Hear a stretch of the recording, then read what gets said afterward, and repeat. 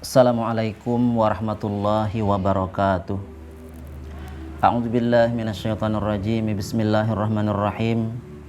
Innal hamdalillah wassalatu wassalamu ala Rasulillah Sayyidina wa maulana Muhammad ibn Abdillah wa ala alihi wa ashabihi dzil fadli wa ziyadah. Amma ba'd. Bersyukur kita kehadirat Allah Subhanahu wa taala. Alhamdulillah pada kesempatan hari ini kembali kita dipertemukan oleh Allah Subhanahu wa taala pada sebuah kegiatan yang mulia, yakni pelita hati. Semoga pertemuan ini ada manfaat dan berkahnya, dan kita bisa mengambil intisari dari tausiah hari ini yang mudah-mudahan bisa memperbaiki dalam kehidupan kita, memperkuat keimanan kita, membuat lebih rajin dalam beribadah, dan mudah-mudahan bisa menjauhi segala penyakit-penyakit hati dan menggantinya dengan sifat-sifat yang terpuji yang bisa menyelamatkan kita dunia akhirat. Amin ya rabbal alamin. Salawat dan salam senantiasa tercurah kehadirat junjungan kita Nabi besar Muhammad sallallahu alaihi wasallam beserta seluruh keluarga, sahabat serta pengikut beliau sampai hari kiamat. Pemirsa TV Tabalong yang senantiasa semoga dirahmati Allah. Di dalam Al-Quran surah Asy-Syu'ara ayat 88 Allah Ta'ala berfirman, beliau menceritakan tentang hari kiamat, bahwasanya hari kiamat itu ialah ma la yanfa'u malun wala banun illa man atallaha biqalbin salim. Hari kiamat itu adalah hari yang tidak bermanfaat lagi harta, tidak bermanfaat lagi anak-anak, dan orang yang selamat adalah orang yang datang membawa hati yang selamat. Dimaksud dengan ayat ini, ma la yanfa'u malun, hari yang tidak bermanfaat lagi harta. Artinya nanti di hari kiamat harta kita tidak ada gunanya lagi. Harta kita, jabatan kita yang ada di dunia semuanya tidak ada manfaatnya lagi. Kemudian wala banun, dan anak-anak pun juga tidak bisa memberi manfaat kepada kita. Kenapa? Karena pada hari itu semua orang sibuk memikirkan dirinya masing-masing bagaimana caranya supaya selamat. Jadi si anak sibuk dengan dirinya, orang tua pun sibuk dengan dirinya. Artinya sibuk masing-masing bagaimana caranya supaya selamat. Hari itu orang yang selamat kata Allah, illa man atallaha biqalbin salim. Nah, kecuali orang yang datang membawa hati yang selamat. Apa yang dimaksud hati yang selamat? Inilah yang insya Allah akan kita bahas pada pertemuan kali ini. Pemirsa TV Tabalong rahimakumullah. Hati adalah sesuatu yang memberi keputusan di dalam diri setelah ia mendengar penjelasan bisikan dari akal dan nafsu. Akal adalah sesuatu yang kenal yang kenal kepada Allah. Ketika diciptakan akal, Allah Ta'ala berkata kepada akal, wahai akal, engkau siapa, aku siapa? Akal menjawab, anta rabbi wa ana abduk. Engkau Tuhanku ya Allah, dan aku hambamu. Artinya akal adalah yang kenal kepada Allah. Nah, jadi akal itu orang yang kenal kepada Allah, makanya bisikan akal, bisikan kebaikan. Sedangkan nafsu ketika diciptakan oleh Allah, Allah berkata kepada nafsu, wahai nafsu, engkau siapa, aku siapa? Nafsu berkata, ana, anta, saya, engkau. Artinya ikam, aku, ujar akal. Akal kalapinandu dengan Allah Subhanahu wa ta'ala. Makanya bisikan akal, bisikan yang bisa menjauhkan kita kepada Allah. Nafsu, ya bisikan nafsu selalu ingin yang enak-enaknya saja. Nafsu tuh anak nang nyaman-nyaman aja. Nya kada peduli baik kakada ke asal nyaman.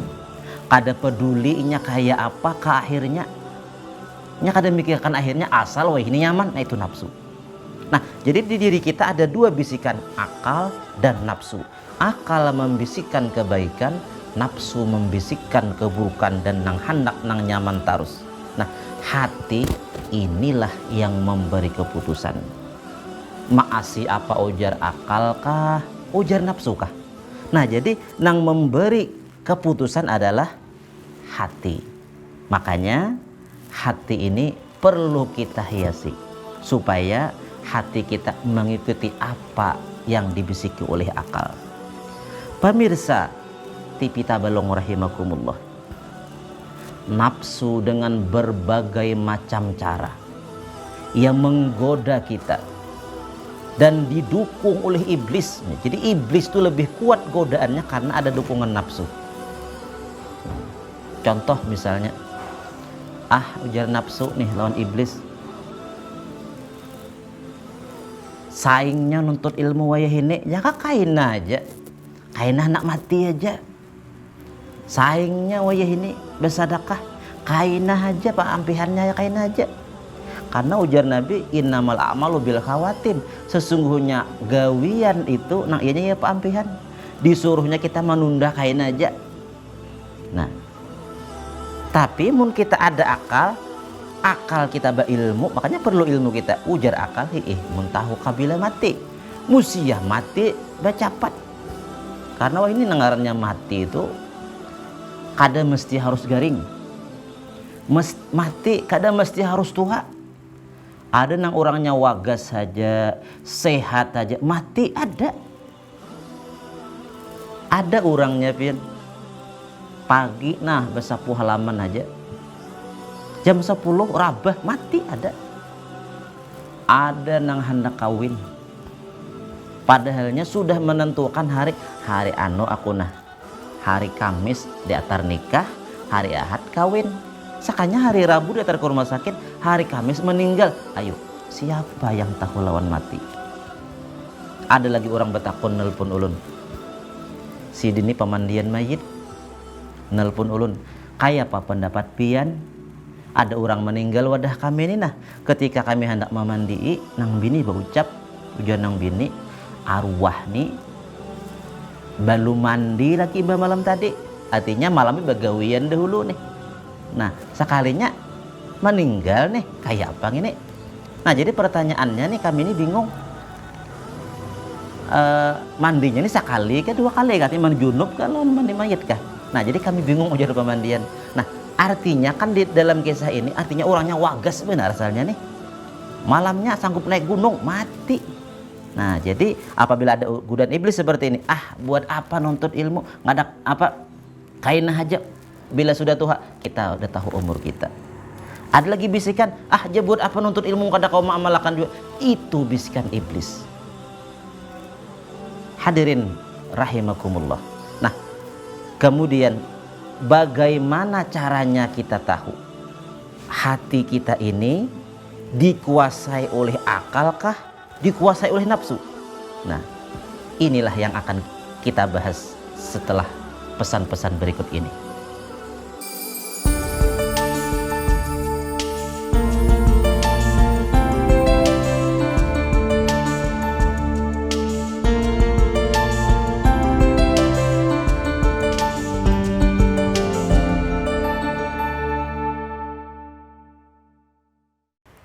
Para ulama mengatakan ada 10 tanda bahwasanya hati kita telah dikuasai oleh nafsu. Artinya akal kita kada berfungsi lagi, dikuasai nafsu sudah. Pertama, la yakhafu wa'dallahi minan nari awil azabi awil laknati khaufan sadiqan. Tidak takut akan janjinya Allah Ta'ala daripada neraka atau azab atau laknat, akan sebagai takut yang sebenarnya. Artinya hati kita ini kada takutan lagi. Ujar Tuhan berjanji bila melakukan ini kumasukkan ke dalam neraka. Kada takutan lagi kita, masih aja menggawi. Ujar Tuhan, bila menggawi ini, mengerjakan ini, ku azab nantinya, azabku sangat pedih. Kada takutan kita. Nah, ini pertanda hati dikuasai nafsu. Atau misalnya ujar Tuhan, apabila mengerjakan ini, ku laknat, mendapat laknat. Hadis Nabi, siapa mengerjakan ini dapat laknat, tidak takut lagi.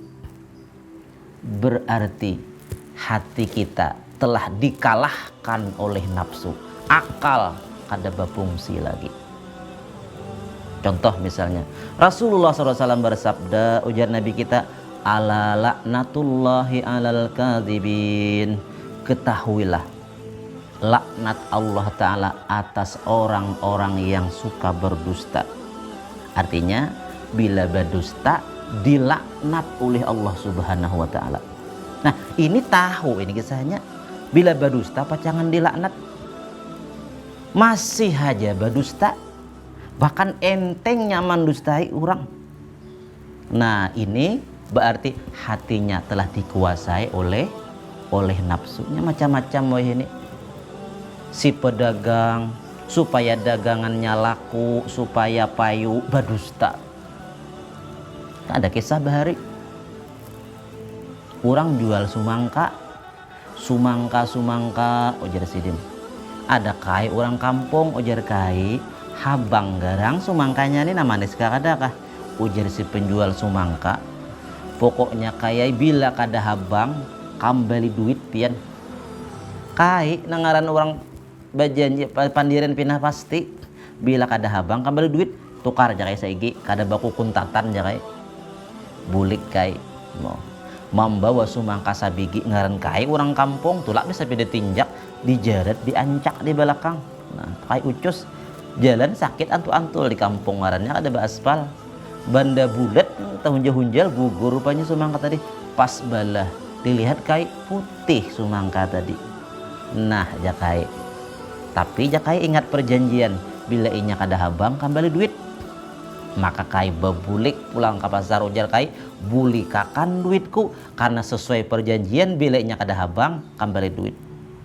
Si pedagang nang culas tadi, ujar si pedagang, napa kai balahnya nih kada rata napa nih? Ujar kai, tadi guguri sapida aja kai. Nah, itu masalahnya, ujar si pedagang.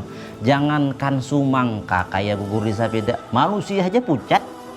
Artinya padahal ini sumangkanya aslinya habang, cuma gugur sapida aja jadi pucat, jadi putih. Kan ini menipu si kai. Nah, laknatullahi alal kadzibin, ini mendustai, seharusnya bulikakan duit sini, itu bang perjanjian. Ini mendustai, dapat laknat Allah Ta'ala. Nih, bila berdusta dapat laknat. Bila kada takutan tadi dengan laknat ini, nah berarti hati telah dikuasai oleh nafsu. Artinya yuk jangan kita gara-gara hal-hal yang sepele kita berdusta dapat laknat Allah Ta'ala, rugi kita, bahaya kita. Yang kedua, tanda hati dikuasai oleh nafsu adalah la yarju wa'dallahi minal jannati awir rahmati awir ridwani rajaan sadiqan. Tidak tertarik akan janjinya Allah Ta'ala daripada surga, rahmat, atau keridhaan Allah Ta'ala, akan ketertarikan yang sebenarnya. Tuhan menjanjikan, ya Tuhan bila mengerjakan ini ku masukkan ke surga, kada tertarik sidin. Ya Tuhan bila mengerjakan ini ku beri rahmat, kada tertarik juga sidin. Ya Tuhan bila mengerjakan ini mendapat ridhaku, kada tertarik juga sidin. Nah, apabila kita tidak tertarik lagi dengan janji Allah Subhanahu wa Ta'ala yang berupa surga, rahmat, keridhaan, kita biasa kada tertarik. Nah, mungkin jadi hati kita telah dikuasai oleh nafsu, akal sehat kita kada berfungsi lagi. Itu alasan kedua. Coba kita perhatikan diri kita, apakah aku ada seperti ini?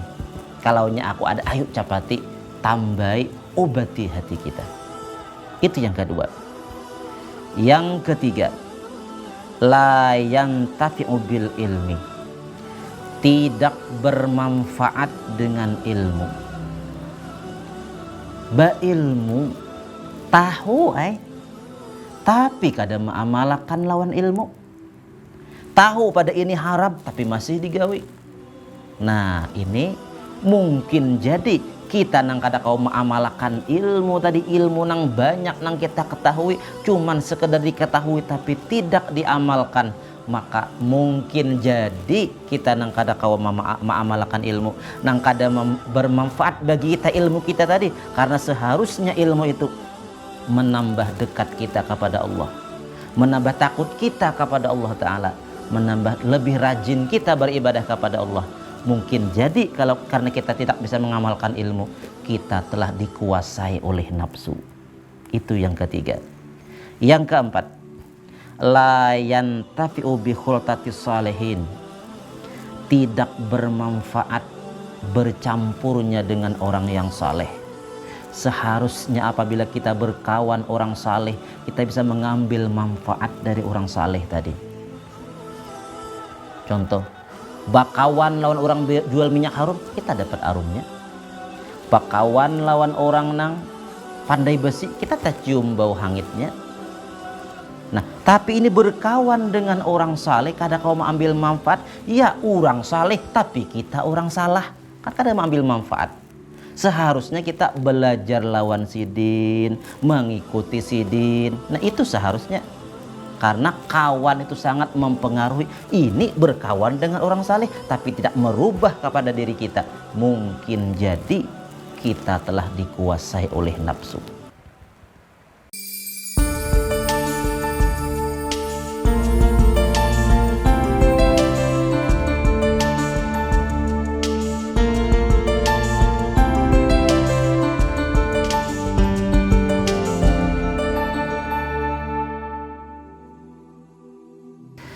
Pemirsa TV Tabalong di mana saja Anda berada. Kemudian yang kelima, tanda bahwasanya hati kita telah dikuasai oleh nafsu adalah la yahzanu bidzikril ma'siyah allati amilaha.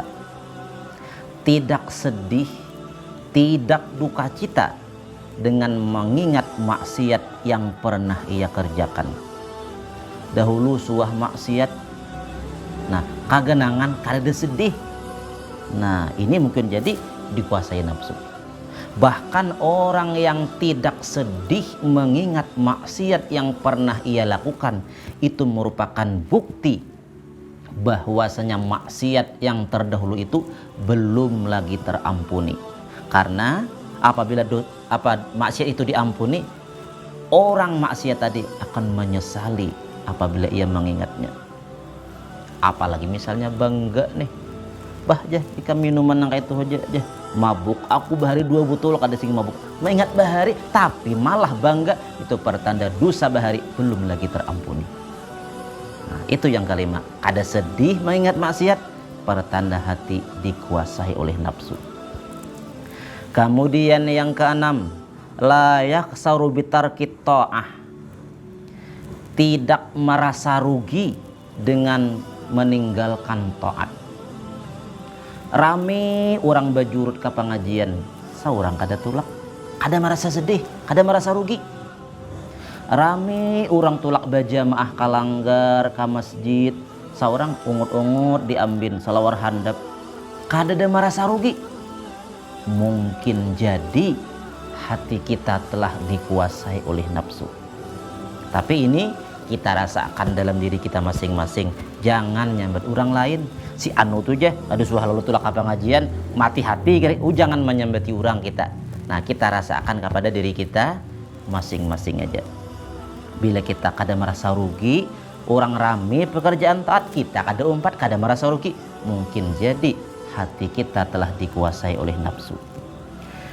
Kemudian yang ketujuh, la yastahyi bimukhalafati sunnah, tidak merasa malu dengan menyalahi sunnah.